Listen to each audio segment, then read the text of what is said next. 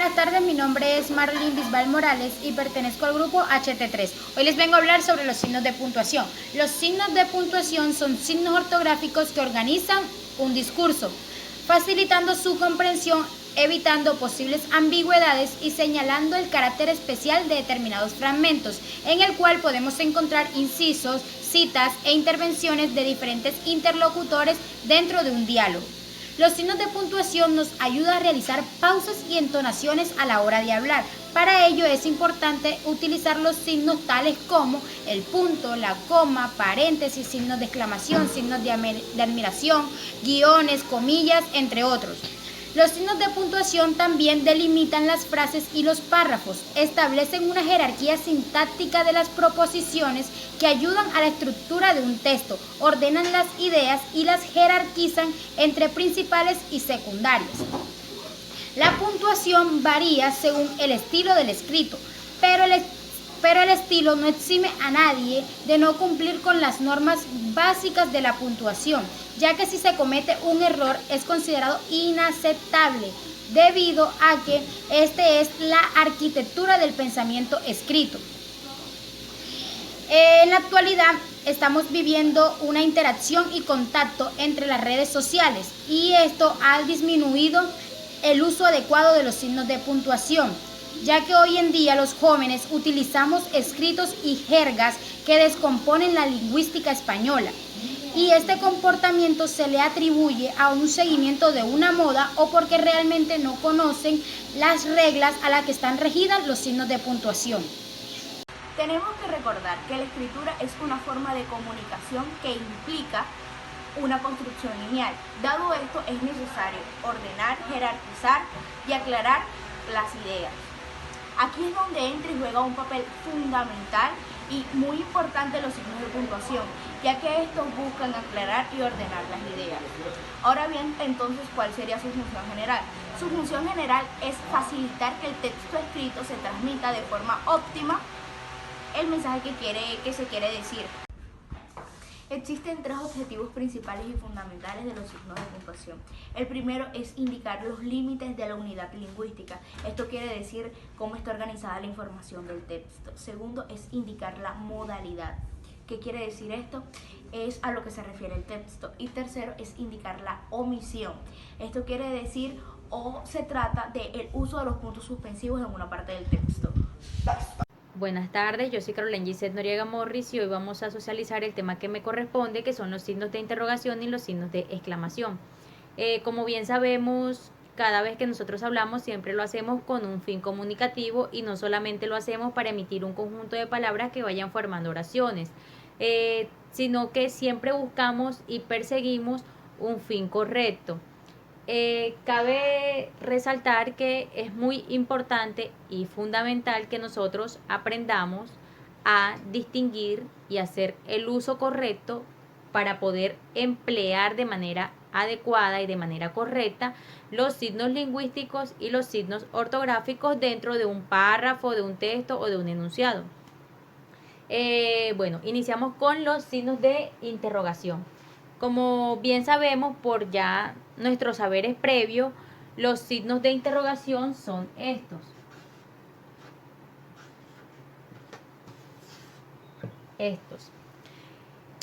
Los signos de interrogación son aquellos que se encargan de encerrar enunciados interrogativos por los que estos automáticamente pasan a ser preguntas.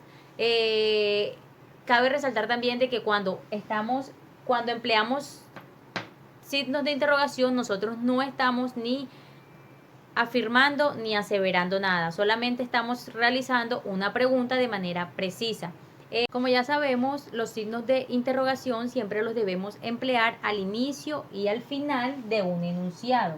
Existen también dos formas de realizar una pregunta que pueden ser de manera directa o de manera indirecta. De manera directa es cuando empleamos estos signos dentro del enunciado al principio y al final, como aquí vemos el ejemplo. ¿Qué hiciste hoy? Estamos empleando los signos y estamos realizando la pregunta de manera directa, valga la redundancia, y de manera indirecta es cuando estos signos desaparecen por completo dentro del enunciado, pero de igual forma estamos realizando una pregunta. Como por ejemplo, me pregunto dónde había estado. Aquí estamos realizando la pregunta, pero de manera indirecta. Continuamos con los signos de exclamación. Como ya sabemos, los signos de exclamación son estos. Estos signos son empleados o son creados para encerrar enunciados, para poder expresar sentimientos de asombro o de deslumbramiento dentro de un texto. Estos signos son esenciales en todos los dialectos al momento de hablar y expresarnos, ya que son muy importantes porque con estos le damos la entonación justa a la frase. También estos signos son utilizados en las diferentes intersecciones y en oraciones interjetivas. Estas pueden ser expresivas, apelativas, representativas y en las onomatopeyas. Son utilizadas para expresar también ironías, sorpresas y frases exclamativas en todos los sentidos. Se emplean en la literatura, en el diálogo o en la retórica y por letado con cierta entonación. Como por ejemplo, cuando decimos o cuando expresamos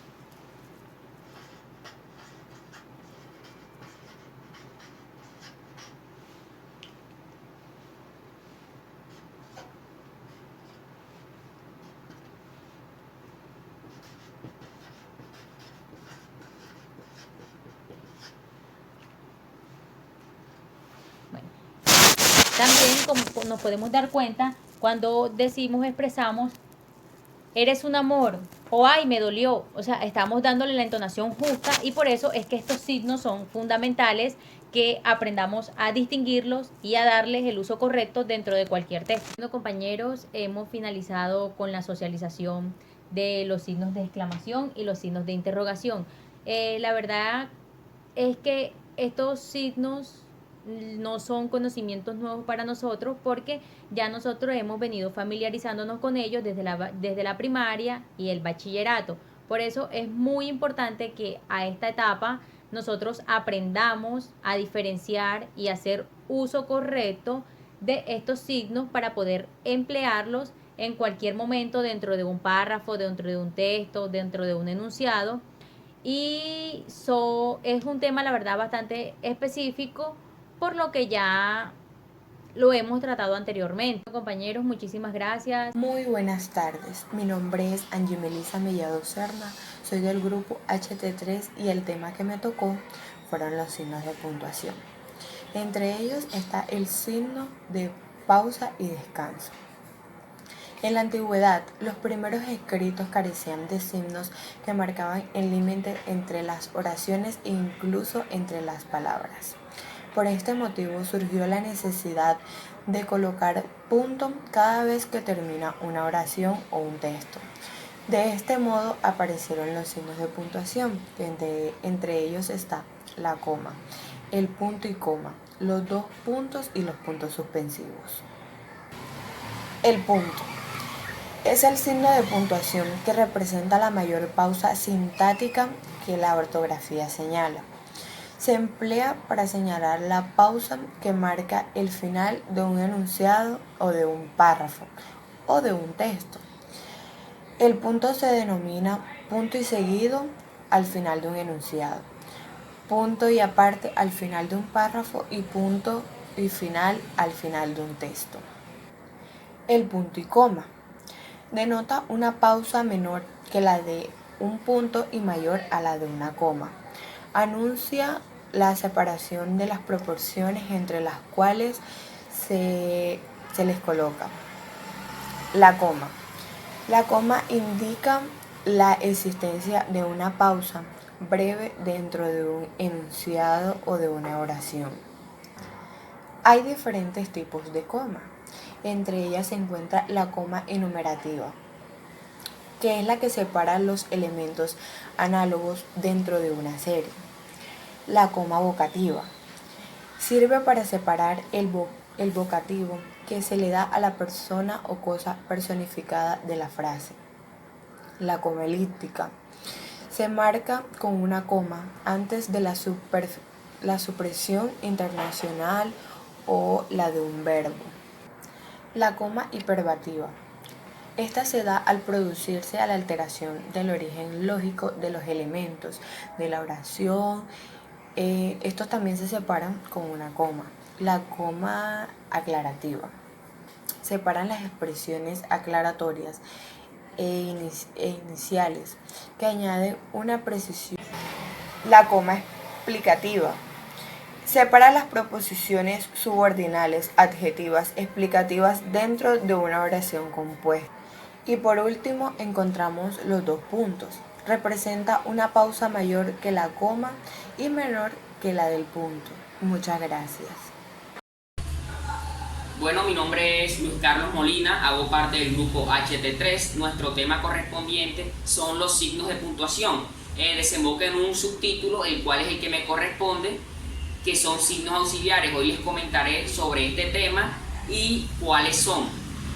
Bueno, principalmente los signos auxiliares son aquellos que señalan pautas convencionales en los escritos, de tal modo que ayudan a una mejor comprensión de ellos mismos. Por eso son llamados auxiliares de puntuación. Los signos auxiliares constituyen un inventario abierto de signos de carácter accesórico que se utilizan en textos funcionales muy diversos. Se consideran signos auxiliares aquellos signos que cumplen funciones distintas de las señaladas de los signos diacríticos y de los signos de puntuación. Algunos de los signos de puntuación, como lo podemos ver aquí, es el paréntesis. ¿Qué es el paréntesis? Bueno, el paréntesis se utiliza principalmente para encerrar una oración o una frase intercalada en un periodo, o bien se utiliza para agregar un dato o una aclaración, siempre y cuando sea necesaria y tenga sentido. Las comillas se pueden expresar en comillas simples y comillas dobles. Las comillas se ven muy seguidas en oraciones y en frases, debido a que estas nos sirven para indicar citas textuales, es decir, redactar una palabra o una opinión tal y cual fue expresada por el autor. La siguiente, la diéresis, la podemos ver aquí, es la letra U que tiene dos pequeños puntos encima de ella.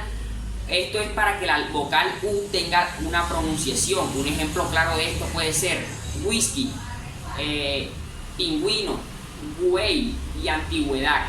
El siguiente, asterisco, en forma de estrella. El asterisco lo podemos ver muy seguido en el pie de página. Nos sirve para explicar el significado de una palabra o dar una nota aclaratoria necesaria, siempre y cuando esta sea con total coherencia. La siguiente, la llave. Bueno, las llaves son utilizadas generalmente en un cuadro sinóptico y en distintos esquemas. Esto con el fin de agrupar opciones. ¿Cómo que agrupar opciones? Sintetizar los conocimientos de textos pequeños en pequeñas partes. Esto lo podemos ver muy seguido en la matemática y en la lectura. Los corchetes es el siguiente.